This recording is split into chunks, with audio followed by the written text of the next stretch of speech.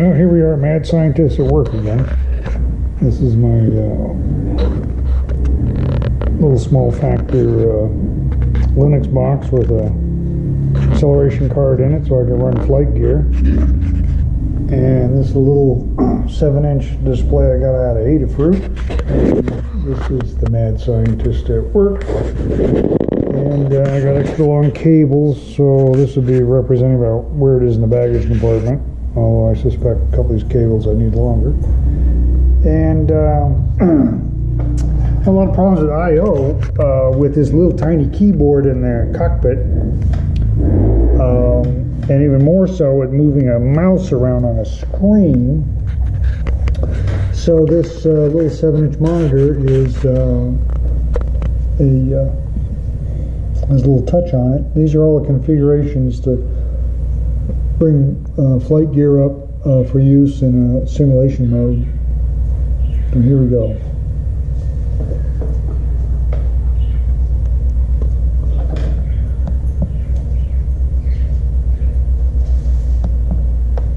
And got rid of most of my instruments I've been working on over the years, mousing around with this stuff, and just modified the heck out of the standard flight gear HUD, which we have here. So we're just going to simulate a flight with it.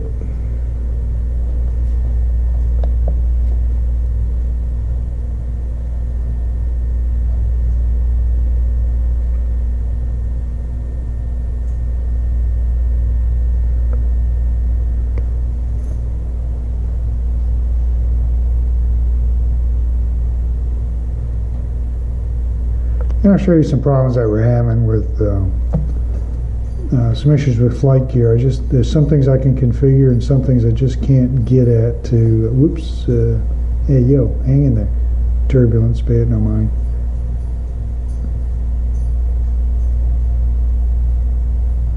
Alright, so we're doing about 270 magnetic or so, and that'll take you out to Seligman from here.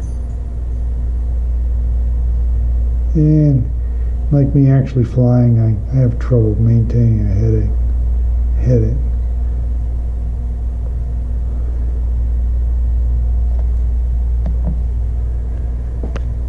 Okay, so what you're seeing here is a Class D wall that I generated from the FAA database and put it over the top of, oh, thanks guys.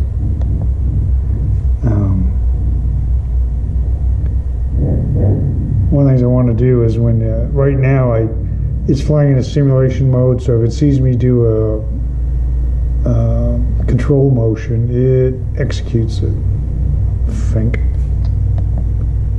So let me see if I can get it off of that. So I should stop doing that. So anyhow, this is a Class D wall for Flagstaff's controlled airspace. And on the other side, you can see some kind of like orange in the distance through the wall. These walls are translucent the way I generate them. And that's a restricted area over Camp Navajo. And because they detonate old ordnance there and they don't want you picking up shrapnel in the wing. And so we'll see there's a little sign going to pop up when we get through the wall. You can kind of see it coming up. And result of that, let me speed it up a little bit. What an RV will actually fly at. Yeah, 180 knots. Yeah, that's 200 mile. Yeah, it's pretty much top speed. So we can see the terrain. I've modified flight gear's terrain with my own texturing. And then here's that controlled airspace. That's at 10,000 feet. We'll bust right through it. And there's a little signage here. But this screen's a bit small. I got to realize it's only 7-inch on the diagonal. They really like a 10-inch or bigger, but hey, live with what you can get. And a lot of what I'm trying to evaluate right now is whether or not I can do some test flying with this 7-inch display and maybe hood it to keep some of the direct sun on it and see if it's of any use for flying.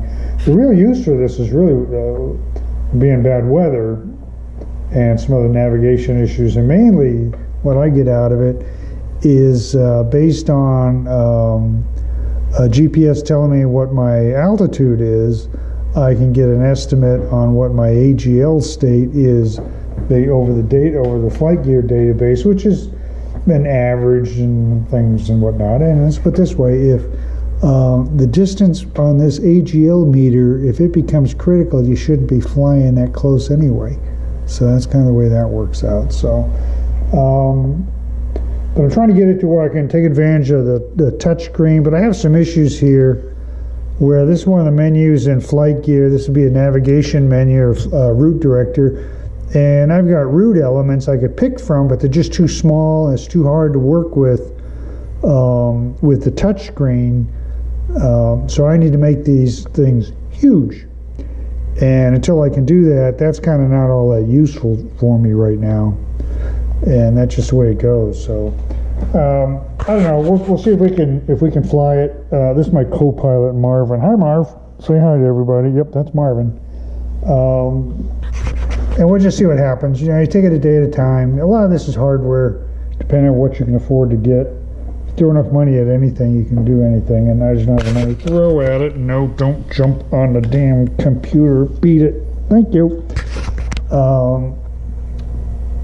So I better shut down before Marvin does something really stupid.